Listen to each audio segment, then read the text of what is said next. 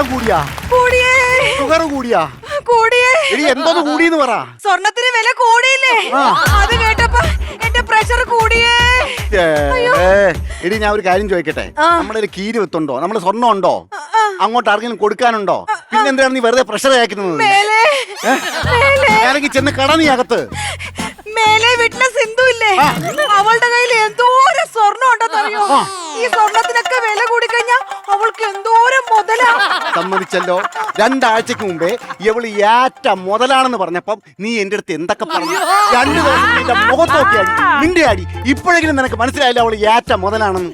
എടി, പൈസയുള്ള ആൾക്കാർ പൈസ വാങ്ങിക്കും, അതായത് സ്വർണം വാങ്ങിക്കും, വിൽക്കും. അത് നമ്മൾ നോക്കേണ്ട കാര്യമില്ല. അതായത് കള്ളനെ കണ്ടു കഴിഞ്ഞാൽ പോലീസ് പിടിക്കും, കോഴിയെ കണ്ടു കഴിഞ്ഞാൽ കുറുക്കം പിടിക്കും, നിന്നെ കണ്ടു കഴിഞ്ഞാൽ എന്നെ കണ്ടു കഴിഞ്ഞാ പ്രാന്ത് പിടിക്കും, അല്ലാതെ വേറെ ഒന്നും.